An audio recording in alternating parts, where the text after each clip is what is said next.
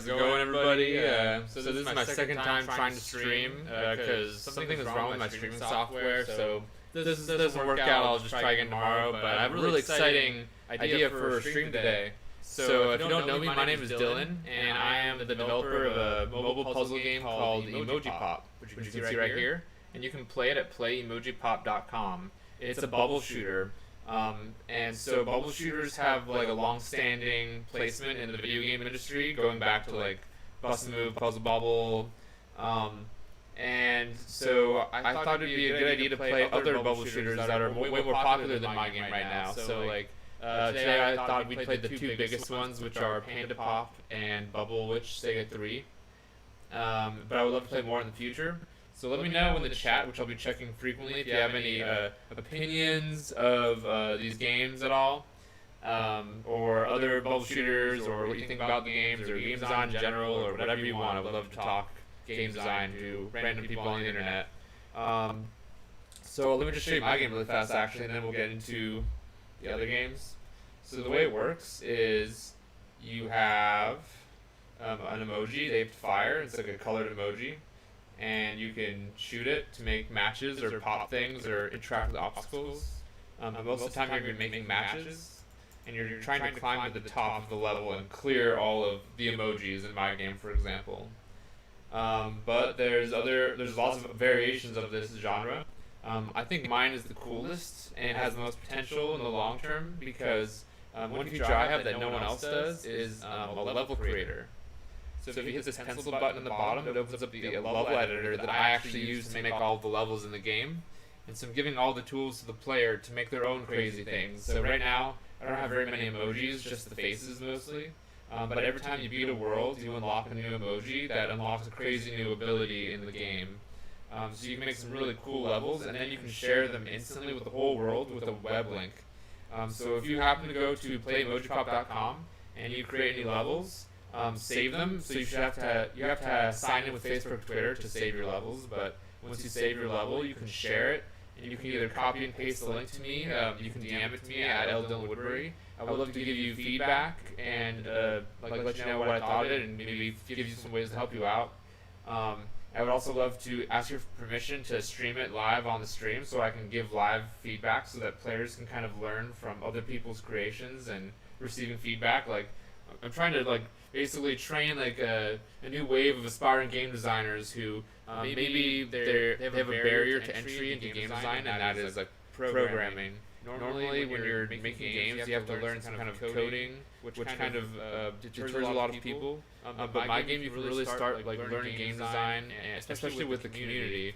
You can really start honing your practical game design skills, and maybe even get a job. My first job in the games industry was as a bubble shooter level designer. So I would love to have someone who someday is economically empowered because of the things I taught them or whatever.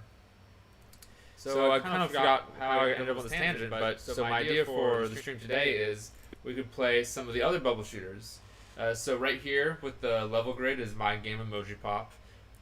Next to that is Bubble Witch Sega 3, which is developed by King. And then next to that is Panda Pop, which is developed by Jam City. So I'm going to be checking the chat and making sure no one has anything to say. I'm live on YouTube, Twitch, forget all the names, Facebook. Yeah, let's play some bubble shooters. I'm going to start with Bubble Witch Sega 3. I'm wondering if I think I should play from the beginning or an earlier level. Maybe I should start here. So this is level 115.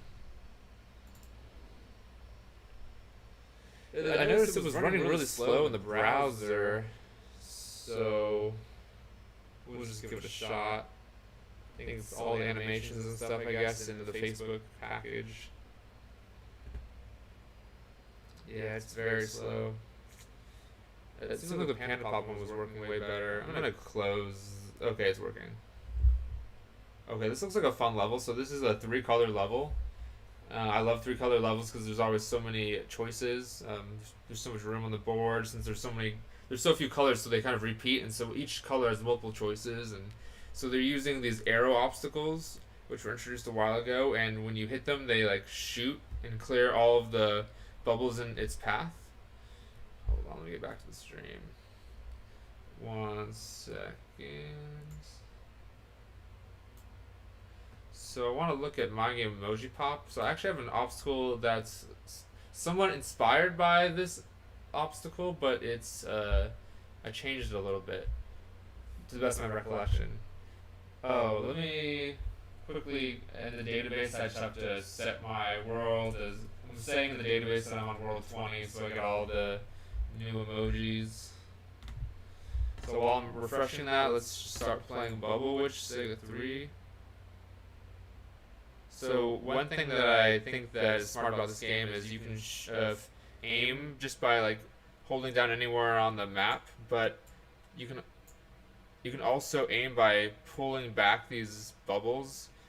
So a lot of games I notice don't allow you to pull back; they only allow you to shoot forward, and that kind of creates problems because a lot of people are drawn towards drawing back. So that's why in my game I have a rectangle, and that shows you exactly where to hold down to fire.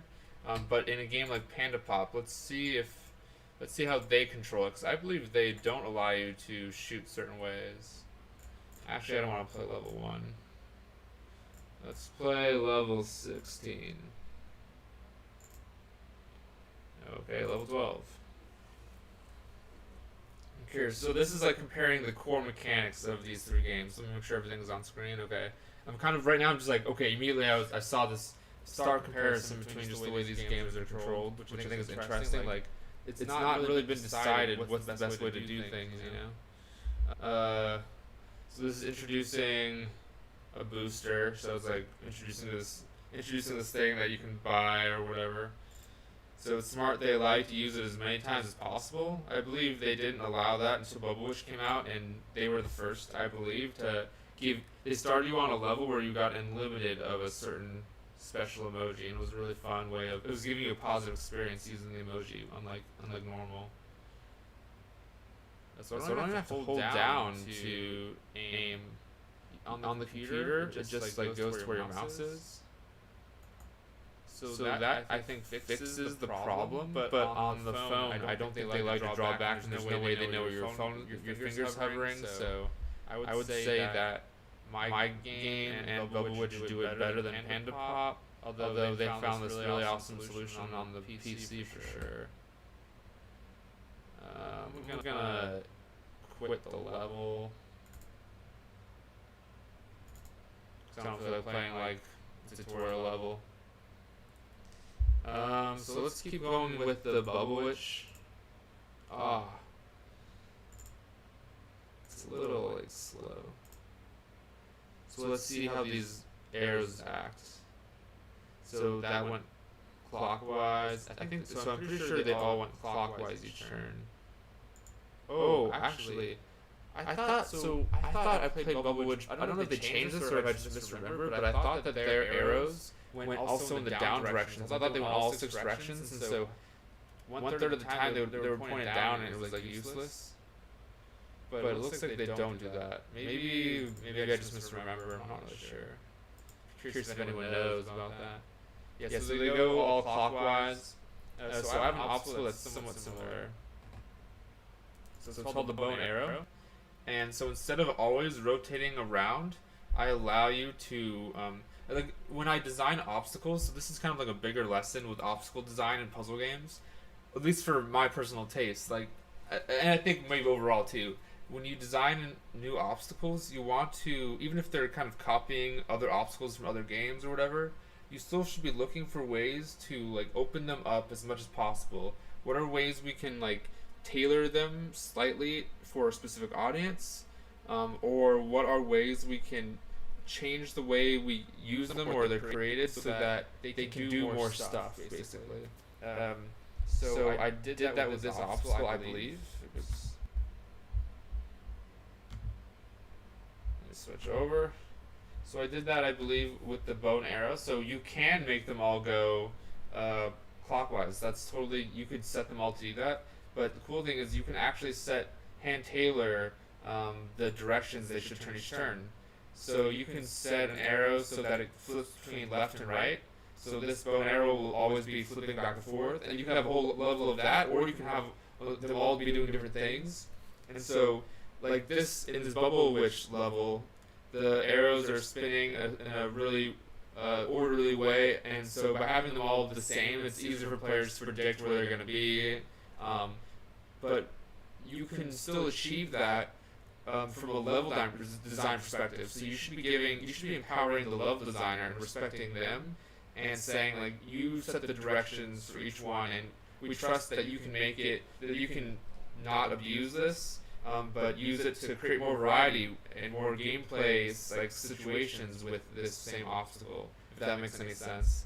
I'm just gonna check that. I hate the PC. I'm using a computer laptop right now to stream, and I hate the Mac key. The Mac mouse thing is always so much easier to swipe around. The PC ones always kind of suck. Chat. We're good, and we're good over here too. So let's keep going. Feel free to ask any questions, or if you have any opinions about these games or questions about my game. Switching back to the game. Okay, so I made a couple mistakes so far in this Bubble. Oh yeah. So I basically explained the bow and arrow. So I made a couple mistakes in the Bubble Witch level. So let's keep going. So that'll clear a lot for us. So I love to play these other bubble shooter games because I've made one as well. Also because it really gives you a lot of ideas about level design. So you can like kind of reinterpret ideas, or you gain inspiration, etc. I haven't done that as much with my game yet because let me just make this big blue match, and that'll hit these couple of fairies, which will make random matches, which is another way that these games embed chance into their games to make them more like match threes. And so also these games also use these other bubble shooters always use like these power-ups kind of. So in Panda Pop there's 6 different power-ups that you can get depending on the level, and the different combinations result in bigger power-ups, and they all basically do the same thing. They wipe out certain bubbles on the board. And in Bubble Witch, I think they were smart to simplify that, and now there's just one power-up basically that just blows up stuff around it. I think that's much more useful. I don't know. I could keep going on about the power-up systems in these games. I totally don't have a power-up system at all. If I do use power-ups, which are like things it's like a progression within the game where you gain power-ups by matching certain bubbles that are completing certain tasks. If I ever do that, it would be like its own mode, like a unique thing on its own. I don't want it to like just invade all the gameplay, although I do think the way Bubble Witch did it is smart and kind of adds a little bit more skill in a way, but I don't think it's necessary. I don't think it really adds anything to the game, but that's just my opinion. Like, I think they have these powers because match 3s have power-ups, like, and that's a really important part of that game, because of the strategy, is important how you use them, but the way it's used in bubble shooters, I just don't think it's the same. I don't know, but something to think about. I think something to have a debate about. It's so annoying to switch back and forth between OBS. Okay, check the chat. We're good to go. I'm gonna make this one go into the front. Let's keep going.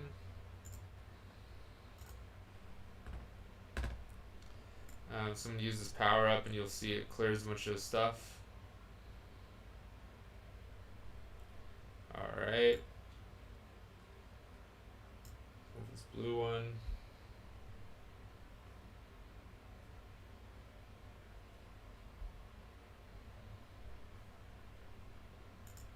Just a lot of red. Oh, this is a huge red match.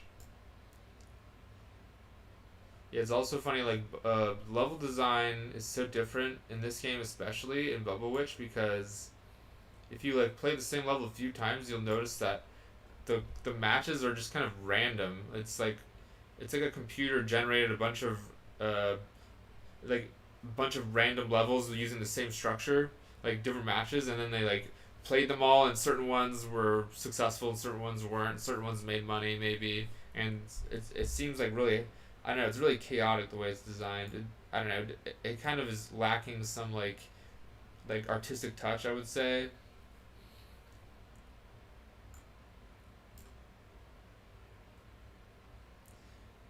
But it's, I don't know.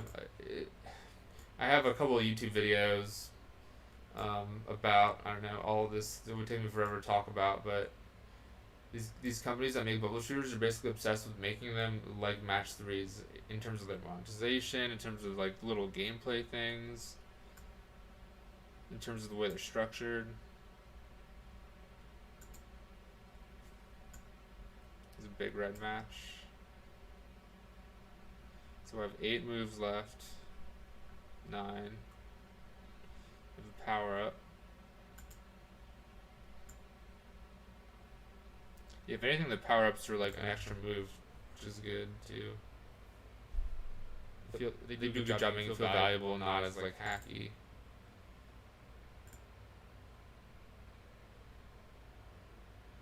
Feels like a Friday to me for some reason.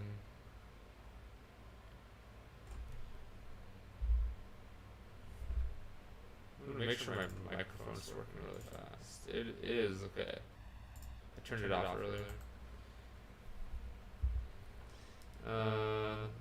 We could do the yellow or the red, do the yellow.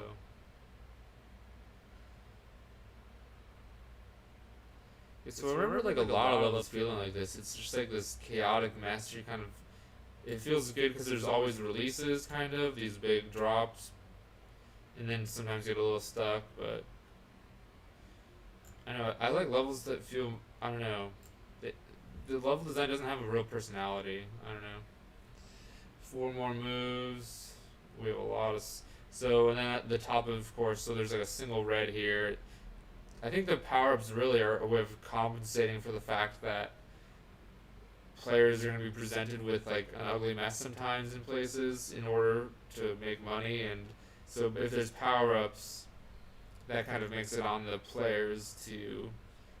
It feels the players. It's a way of convincing them that it's more on them. You know, it's their fault for losing, not the game's fault, or that it wasn't set up like that. Red. So these clouds are cool. I don't remember them. They cover obstacles until you match adjacently. I have something that's a little bit like that coming out soon called the Egg, and they hatch colored chicks. But I think the way it's designed is a little different.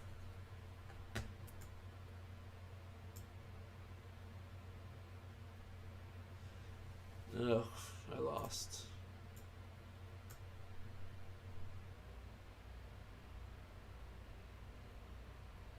And that's all true. So we need 2 more moves about. Oh, I forgot that fairy. Now I need a few moves. That actually hurt me. Oh, I just need to spend a little money to do that. No.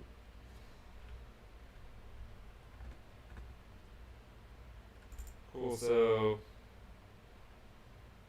let's play a level Panda Pop now. And switch over real fast.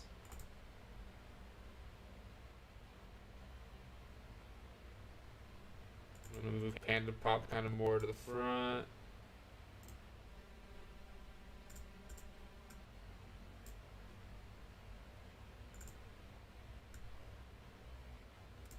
Play it. Checking the chat again. We're good.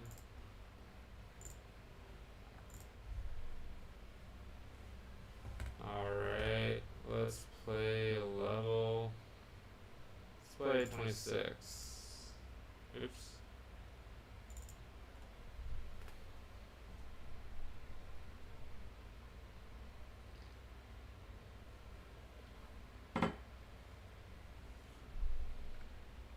Okay. So we're given a yellow to start, and there's like a cross match yellow we can make. So cross match is when we hit 2 matches at once. So I'm guessing, I don't know. I'm guessing it wasn't supposed to do that. They want. I don't know. Maybe I'm not sure if this is the tutorial level for this obstacle. So this obstacle it turns the color that you match adjacently to it, but then it doesn't make the chain reaction match. You just have to match it again.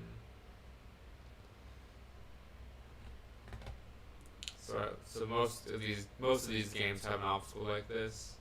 But in Bubble Witches, theirs is called the clone bubble, and it chain reactions.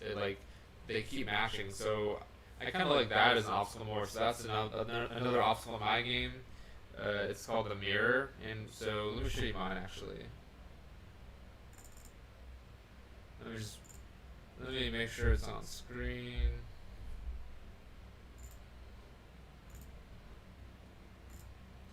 I'm gonna put my stream software on the same page, and I don't have to keep moving back and forth. Okay. Bubble Witch side, put Bandit Pump on top. Okay, so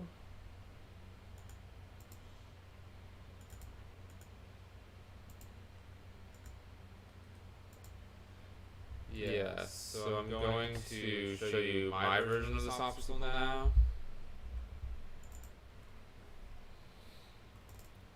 Hopefully it's working. So it's not coming up for like quite a while. I'm gonna get rid of this arrow that I was showing you. I'm really excited for the obstacles that I have in the game that like there's nothing like it, and I don't think there ever will be anything like it. Like one of those is a cell phone in the game that when you hit the cell phone it opens a mini level, and that can earn you moves if you beat this really quick little level. And then you can also have a mini level within a mini level within a mini level, and so like, not that I would use that a lot, but it's like just some crazy specific game design space, you know. So these are mirrors, and so if I have this red match here, let's test it out. So in theirs, if you hit this red match, for example, let me actually just do that really fast. So their version of this obstacle is when you hit these reds, the crystals or whatever, the ice next to it will turn red as well. So you can kind of be digging up, which is kind of like a unique gameplay system. But like I don't know, it seems kind of like you would just keep making the same matches. I could see you making some interesting puzzles with that, but for introducing that mechanic to the player, I want it to be a little more fun and like a little less with the potential of being frustrating or penalizing if you don't do the exact right thing with them. So the way mine works is a chain reaction. So in this case with the Panda Pop, I hit these two became red. They should have immediately made a chain reaction match. In my game, that's what they do. So these yellows in my game, when I match them, let me just do it. They all like kind of chain reaction. So the ones that become yellows, they look around them, and if there's a match yellows again, they'll react and make a match, and then the ones around them will become yellow. So and Bubble Witch also does the same thing with their clone bubble. So just an interesting like design choice. Let's keep going with the Panda Pop level. I like the animation. That feels really good. Green. So this must have been, if it's not the tutorial, it's like the one after, I'd say. Oops, I wasn't looking. So they really make you have to dig into them now. I think this top is a really good test of your ability and knowledge of this obstacle to like, you have to know to keep making the certain kind of match that you need to make. So I think this is like a good level. I don't have a great color here. Oh, so I have a power up that I get right at the end. Oh, did I get it? Yeah, so that's how power ups work. They like the lanterns like load up and then does something. I feel like it didn't even show me what it was gonna do, but maybe I just didn't see it well with the sunglasses. And it also hurt me because now I have this red bubble that I have to match with. So there's so much potential for getting like stuck. I could see this level like if you don't do it exactly right or whatever, and I'm sure there's other levels around it that are the same. Like eventually you'll hit a level where you just mess up really badly. Like this is like a really frustrating experience, kind of. That's another reason why like, the levels in my game are so different than these. Is that the levels in mine are really short. The mini levels, at least, like they're like 15 moves, 20 moves max, whereas these are like way longer levels. Mine are more compact little puzzles, I would say.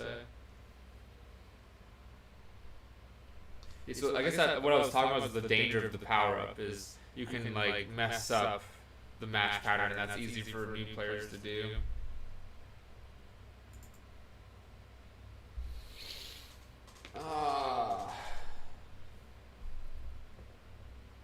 Let's play another Bubble Witch level. Let's play Panda Bubble Warrior. What's the next one?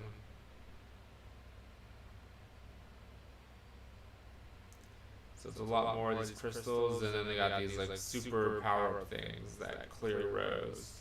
So actually, let me show you that one. So that will turn into some kind of river, I guess, and destroy everything. Okay, let me show you how it works in my game. So I'm gonna have these rockets that I put into my level, and so I'm gonna make one of these crazy matches. It's gonna open up these rockets, and so if I hit these rockets, it'll clear the row, but it'll do it much quicker, like a little firework thing. So yeah, so that's an important obstacle that I would imagine most bubble shooters have at least a variation of, because early on you want to reinforce players to the fact that they need to be climbing up high in order to cold bubbles, in order to cut off the puzzle from the top, in order to drop stuff. And so when you drop a lot of stuff by going up to the top, you save a lot of moves. And so using obstacles like this rocket, or there's the waterfall ball, it's a really good way of reinforcing that strategy, because players learn to go for these higher up obstacles. Like, so now here in the level design, they're pretty high up. So they get used to that idea of look up high and go for like the highest cutoff point, because that's the core strategy. Without that, players are going to have a hard time beating levels and having a positive experience with the game. So I'm not going to play the rest of this. I think I deleted my progress at one point so I could restart from the beginning. I wish I could just play whatever levels I wanted. Let me go back to Bubble Witch. Since I'm farther along, I think the levels are a little more engaging.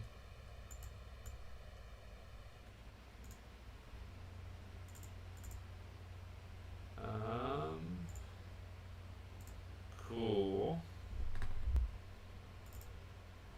Gonna check the chat fast.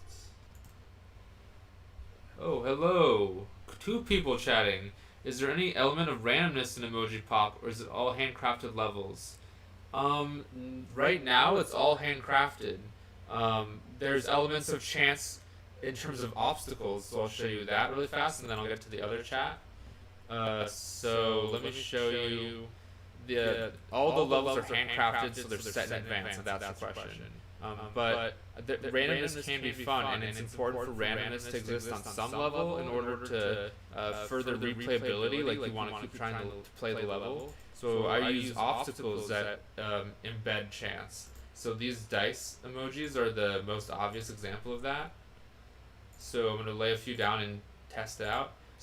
So whenever you hit these dice, they'll roll and they'll turn into a random color. And if they match with colors around it, then they'll form a match. So if these turn yellow, it forms a match and launches the chain of mirrors. So there's obstacles like that create randomness, but no, all the levels are hand designed by me right now, and hopefully eventually by players of the game, because you can create your own levels, and so I would love to feature the levels that other people make. But yeah, it's basically like all like hand drawn, which is really unique, I think, for these bubble shooter games. So let me go back to the chat real fast. That was a really good question, though. Ozone 3007. Mattman PS2 is back. You went back live. I thought you crashed. Yeah. There's a bit of an echo. Let me listen to that for a second. That's interesting to know. You went back live.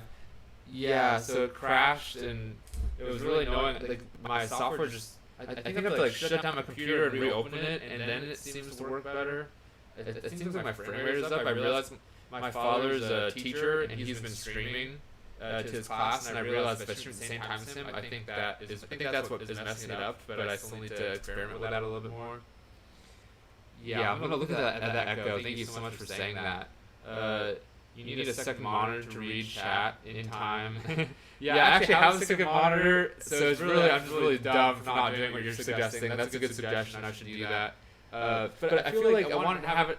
Like most streamers, correct me if I'm wrong, but most streamers, the echo's worse when you're close to the mic. Ooh, good to know. Thank you. Moving it away. Okay, awesome. Thanks for this feedback. I'm new to streaming, so this is really useful to me. Yeah, so I see all these streamers with the chat on the screen, and so I thought that would be important or something. Maybe I'm wrong at that. And then the only problem is I have to have a separate screen because I'm streaming on so many platforms, you know. So I think that makes a lot of sense. I'm gonna switch chat on my Mac. It's also hard to see because I'm wearing these sunglasses for some reason. Cool. So now I got the chat open.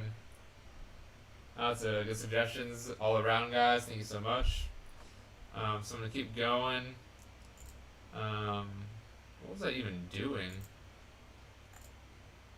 Oh yeah, I was gonna play a Bubble Witch levels. Yeah, so I'm kind of comparing different elements between my game and their games and trying to learn from there.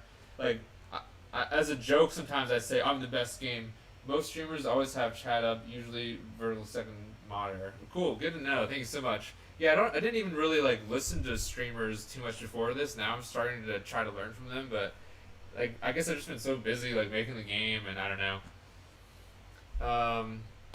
Yeah, so I'm trying to like learn from other bubble shooters right now, like Bubble Witch and Panda Pop, and there's Bubble Island's another one, and there's all these games. I've worked on some of them that I'm playing, but I'm just trying to like learn from their level design a little bit, and yeah, compare the elements and how am I doing things differently? What can I learn from them? I love playing these games and finding like new obstacles that I could like, oh, I could do this, but even cooler. So it's fun to like pay attention to what they're doing. So 115, I just played that one. I lost. Let's play a different one. The biggest difference, one of the biggest differences between my game and their games is my game comes with a level creator that allows you to make and share your own levels. So if you go to playemojipop.com, you can create levels if you create an account, and then you can share it with the whole world for everyone to play. And so this level design stream, I hope someday to be like giving feedback to players and stuff. Let's play 113. Oh, this is a ghost level. So I really like another thing to kind of compare between the games. I consider streaming in Science and Technology on Twitch to try and get noticed more. No one's looking for Bubble Witch. Yeah, that's a good point. I was streaming under Emoji Pop, but I was like, this is stupid because no one knows about this game. I'm the only one who plays it and makes it, so yeah, Science Technology, I'll do that. That's a good suggestion. Thank you so much. Yeah, I was gonna do just chatting, but I feel like they also have there's so many just chatting accounts. Maybe Science Technology is better. I was also thinking about incorporating like coding and developing the game more like live, so that might be like a more fitting channel for me anyway, like in terms of that. So yeah, another thing to compare between these games is the other alternate modes. So most of these bubble shooters have alternate modes that kind of change up the gameplay and keep things fresh. So mine only has one alternate mode, which I'll show you really fast. And I think it's the coolest one, but I only have one alternate mode, whereas most of these have a few. But I think mine is really cool, and I'm working on another really cool one in the future. And I'm also looking for like ideas for more mode suggestions. So let me find one. So I have speed levels. So most of these corporate game developers that make these bubble shooters, they try to avoid skill at all costs. So they minimize skill in favor of randomness because their audience is more casual and their game is set up by going level by level. It punishes players who don't have skill in order to complete a skill-based challenge, so they would have to like dumb the levels down. So anyway, long story short, my side modes can really embrace skill. So I have created this mode where it's constantly moving down, so it becomes like slightly more like a shooter, it's not like an action game, but it requires more skill. It requires timing, and you have to like deal with like pressure and try to think ahead as much as possible. But there's a limit to how well you can strategize. Obviously, when everything is scrolling down. So the point is, you don't want to let it drop below the gray box, and when it does, you have like 1.5 seconds to fix your mistake. Otherwise, I'm trying to talk while playing this. Otherwise, you're gonna get crushed and you'll lose the level. So I'm always trying to like make matches that are kind of just above, so that nothing is trying to go. I make matches on the left and matches on the right because I'm trying to get to the top. Oh, so I shot it up, hit the rocks at the last second, and so if I let the bubbles drop too far down, then that shoe at the top would have crushed me. So that's my alternate mode. Yeah, and so I wish I could. Yeah, never mind. So let's try one of their alternate modes. It's this ghost mode where you're trying to like guide this ghost up to the top of the level, and so it kind of like finds paths to go as high as possible. These are fairy obstacles that when you match them, they make a match with a random match on the board, which is a pretty cool random element. So once I make this blue match, the ghost is going to go up pretty high, and because he goes high, the screen will scroll and it'll crush all these bubbles. So I'm just basically trying, like, it's a way of changing up your motivation. Instead of just trying to clear all the bubbles and work your way up on your own, you're just focused on like clearing the path for this thing, and it's another way of like motivating your matching, but in like a unique way. Like it has its own like kind of strategy and stuff. I love modes that are like physics-based modes. There's a game called Snoopy Pop that I actually worked on, and it has this like rope mode, it's called. But I was a level designer, I like exploited that to make all kinds of crazy things. So I would love to do some kind of physics-based thing. I think I could do things that game couldn't do. Kind of like my own take on it, you know. So these I just got to power up every so many bubbles you match or whatever. You got to power up and you blow up a bunch of stuff. Yeah, I should change the science and technology. I might try doing that. Fairly laggy stream still. Either your PC isn't beef enough to handle it, your internet speed isn't beef enough, or your streaming settings aren't right. Thank you for that feedback. Yeah, I was wondering about that. I'm glad that you confirmed that for me. I'm going to spend some time working on that after this stream and get it working just right. It was working a lot better before. I wonder if it's like close to crashing. It was working really well at the very beginning, I thought. I wonder if let me try shutting, like, kind of, I have all these browsers open where I'm streaming, so let me try like closing them and seeing if that happens to do anything.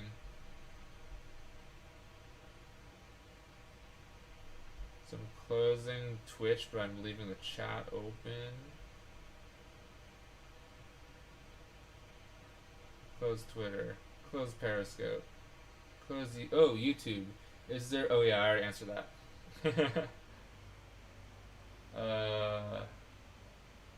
Okay. So I've closed everything, even closing Restream. So I'm totally cut off from the stream. I'm gonna hope that has some impact or something. I'll check it again in a second.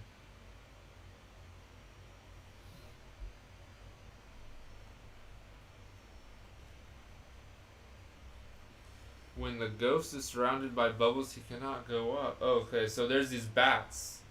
That reminds me of another obstacle in my game that I want to show you. There's these bats that every turn they move to like a random spot on the board. So it's funny that they showed up in the middle. I like when levels, like, that's one really cool evolution in a level design is you start off, there's an emoji introduced halfway through, an obstacle introduced halfway through that totally changes everything. So that feels like really good as an evolution. Like, you don't want, one of my criticisms of some of the Bubble Witch levels is it's just so samey. It just feels like this chaos throughout. But like having a really like structured moment where all of a sudden there's all these obstacles and it changes like your perspective on the level. I think that's a really good way of creating like an engaging level. So I think that's a cool idea. So if I make these red matches, I'll clear that bat, but then the other one will fly away that I didn't match.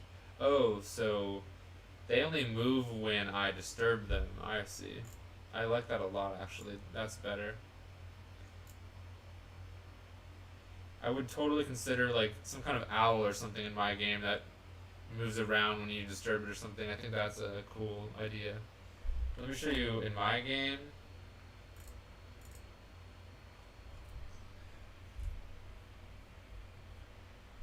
Yeah, in my game, I have a kite, and it's like a more extreme version of this obstacle, but I'll probably have something like the bat someday. Kite, kite levels. Here's one. So the way this works is every time you make every time you make a move, they fly to a different spot. So I'm using it a lot in this level just to highlight that.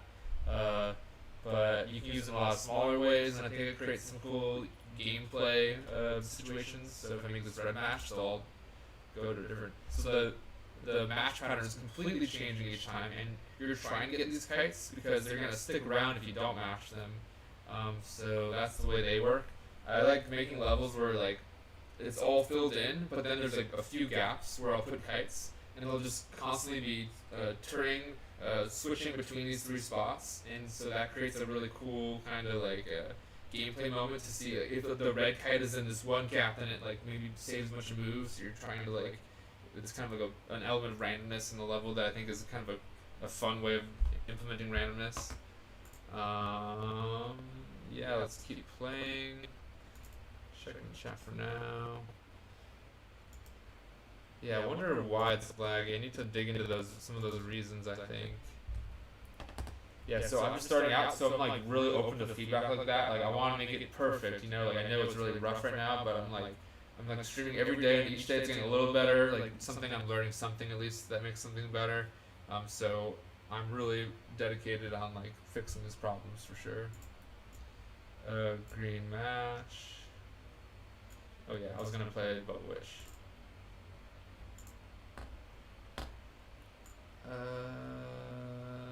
So these power-ups, sometimes it's good to like shoot them and clear a bunch of bats because those can be sometimes hard to match. There's these spiderweb anchors that serve as like they anchor stuff on the board. So even if I cut off all the stuff on the top, these bubbles here would still be floating because there's this like web anchor that's like pinned to the board that's keeping everything held up. I don't have anything exactly like that now, but I do have. I guess I have something like that. Let me see if it's unlocked yet. Oh yeah. I got these like balloons that hold stuff up, and you have to pop them to like drop things.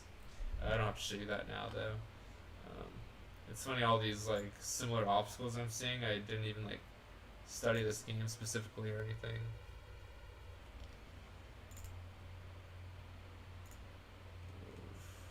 So now it's getting a little tight at the end. I like this ghost side mode though, because it can get frustrating trying to make all the matches at the top and stuff. It's kind of like the worst part of the level in my opinion in this game. So by having this ghost mode, and you don't have to make all the matches at the top, you're just trying to like get this thing to the top. I think it's like a better experience in my opinion. So now I just realized there's nothing attaching this to the thing above it. So I literally just have to like hit these spiderweb things, and I noticed there's this thing that'll clear a row here, kind of like my rocket emoji. Another thing you can do is you can add this directly to the power up, so you get the power up faster if you don't have anything to do.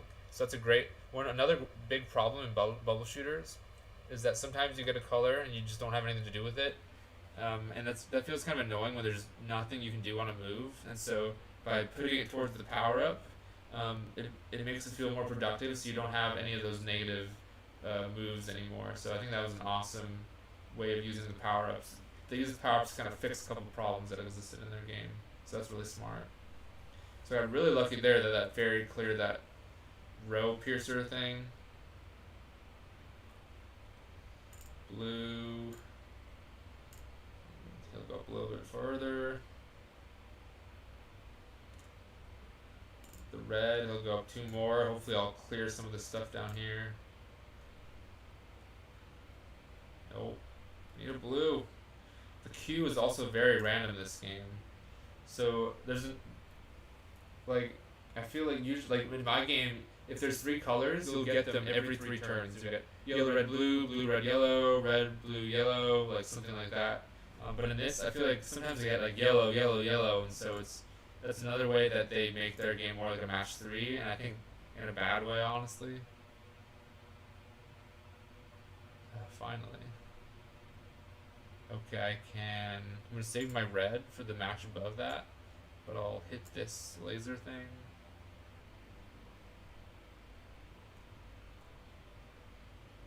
Okay. The levels are so long.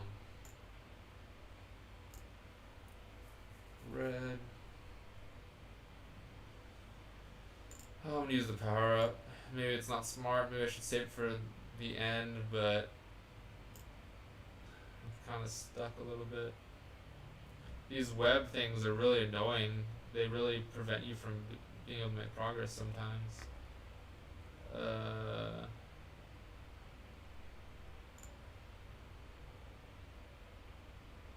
It's also interesting that they in Bubble Witch they show you where your bubble's gonna land every time, and I don't think in Panda Pop they do that. In Panda Pop, you just kind of have to know, I think. And in my game, it's 50-50. In the main mode, in like the overworld, you can see where it's going to land, so you can kind of practice your aim, and then in the mini-level challenges, the direct aim goes away. Yeah, the lag is pretty bad for me. I can hear you, but the screen hasn't changed in 60 seconds. Oh my god! Taking UI redesign notes too. I am definitely taking UI redesign notes. I've gotten a lot of feedback on that, but I want to keep getting more because a lot of people have said that, so feel free to leave me notes about that.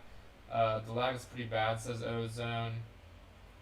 Yeah, so I'm gonna fix this after the stream. It starts off really good, but then it like devolves for some reason, and I've even closed down all these like all this other stuff I was running. So yeah, I'm really not sure about that. I will have to fix that. I think my previous streams were working. I don't know. I have no idea what's going on. Thanks for the feedback, though. If you just keep following, like eventually I'm gonna get all this fixed, and we're just gonna skyrocket to the top. Let's finish out this level. I'm curious if anyone has played a bubble shooter in the past and what they played. I think like there's a lot of there's so many iterations of the bubble shooter genre throughout the years. Like, and a lot of them are kind of smaller. So I feel like everyone has their own experience with the genre. Like me personally, I played a game called Dynamite on Yahoo Games, which was a dinosaur-themed bubble shooter that I mentioned earlier. Wow, a lot of chain reaction fairies here. That feels really good. And the bats could also kind of get you stuck, but I got lucky and I had a path to the top. So I won the level. And she's gonna do her little dance thing.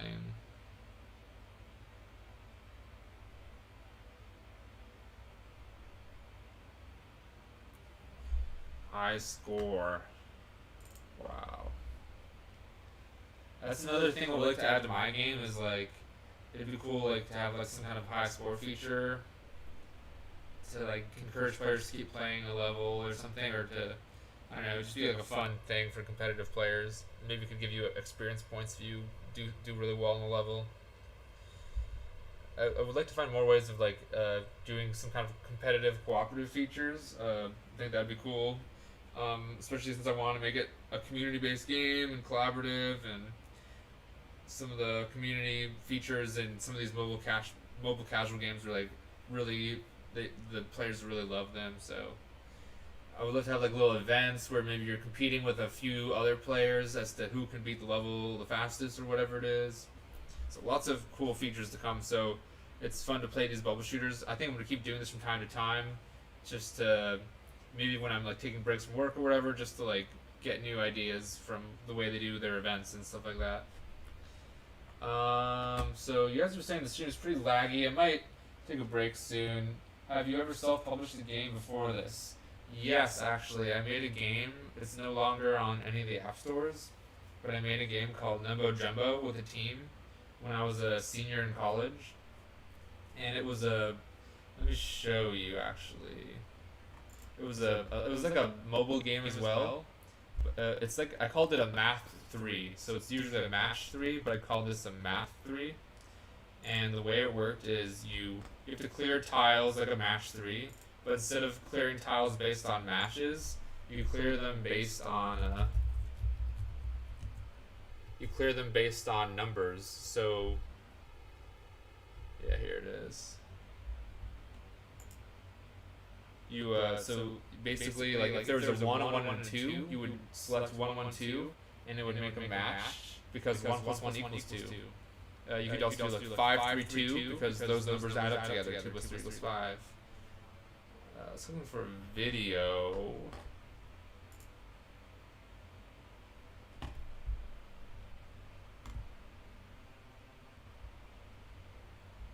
Here's the trailer. So the sound's off, which is good. It's annoying.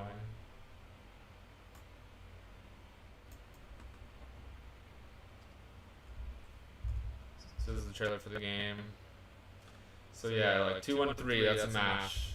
And so it looks like a match 3. It looks like dots or something. And so we self-published this. But to me, I think it's a great gameplay system, and it's a great educational gameplay system. But it's also fun. We got a lot of people hooked on it. We had like some number of tens of thousands of people playing it. But I think it was okay. This is a PewDiePie video that pops up. I think it's a bad game. I think it's a bad mobile game because we had no idea about like how to create long-term value for players. We actually made it as part of our game design program at UC Santa Cruz, and so we had the gameplay system, and so we showed it to our professors like really early on, and so everyone was presenting their games and they were getting crushed. They were just like, "This is bad. This is not a good game," and we showed our little mobile puzzle game, and they played it and they were like, "Oh, this is fun. You guys are like done almost." We were like, we're done. And so not even our game design professors have any idea about creating long-term value for players. So this is the mistake a lot of developers, like the developer of Threes, his game was overtaken by 2048 because his game was just a gameplay system and it was $3. So we need to be thinking about how do we create long-term value for players, and so that's why I'm creating Emoji Pop now. The failure of Numbo Jumbo kind of inspired Emoji Pop a little bit because I'm way more focused now on like I need to create community, I need to create viral features, I need to create long-term progression, I need to create like a live environment where I keep adding stuff to the game and I incorporate players into its development. And so that's like a story about how Numbo Jumbo kind of partially I learned from that in creating Emoji Pop. So yeah. And also, I'm gonna play your game, the color plate. I think it's called. I favorited it on my phone, but I forget what it's called. But I want to play it, and I'll reach out to you and give you my thoughts on that because I'm really looking forward to playing it. But I've just been so busy trying to fix the stream, but I guess that didn't work. Yeah, so that was Numbo Jumbo, and then I worked in the industry for a couple of years. Actually, so I made Numbo Jumbo, and as we were finishing it, I got a job while still in college in San Francisco. And so a few days a week I would drive 2 hours to San Francisco, work for 8 hours, drive 2 hours back. They made me. I had to do it while I was still in school, otherwise they wouldn't hire me. And I needed a job after college, so I just did it. And I ditched all my classes. I was like super like stressed, and the job was stressful. And Spiral Plate, cool. Thank you for reminding me of the name. Yeah, I don't know very much about hyper-casual games, but I'm super fascinated by that whole game design space, so yeah, I'm curious. We'll have to talk about that. And I'm also, like, I want to use this podcast not just to promote my game, like, I want to promote other indie developers and stuff, like, and not even just indie game developers. I'm curious about, like, also, like, just other creators in general. I love to, like, tap into people's processes and maybe really especially helping out mobile indie developers like myself. I think that would be cool to have like I don't know conversations and stuff. Yeah, frame rate is better in the last 3 minutes than all stream. Huge echo still. Cool. Thank you for updating me on that. That's really good to know. Yeah, it's interesting about the echo. Yeah, that is something I'm going to be working on. I just lowered the microphone volume, so maybe that will help a little bit. But maybe I have no idea what I'm talking about. But yeah, so my first job in the game industry was actually as a level designer. So that's another reason why I'm making this game where you can make your own levels. I worked on one of these bubble shooters as a level designer. So for years, I would come in and crank out levels every day for years, for a couple of years, and I really, really loved it because I learned so much about game design that applies to all sorts of game spaces. And so with Emoji Pop, one of my goals is to give players that same experience that I had as a junior level designer. I want to give them that experience, but they don't have to go to college to get that experience. They don't have to like go through the industry in order to start like learning practical game design skills that you'd use to get an actual job. Like I want to be giving that experience to players really early on. Like maybe they're too young to program, and so this is a great way to introduce them to game design. I run like game design workshops for children, at least before the global pandemic, and it was a great tool to like teach them like core practical game design skills. Volume lowering does not help echo. That's something that I said, and I was like, that might have been really dumb what I just said, but it was kind of going into the red, and so I noticed sometimes when the volume goes off the charts, it like creates like an echo like effect. But I understand that that makes sense that that would not be the problem.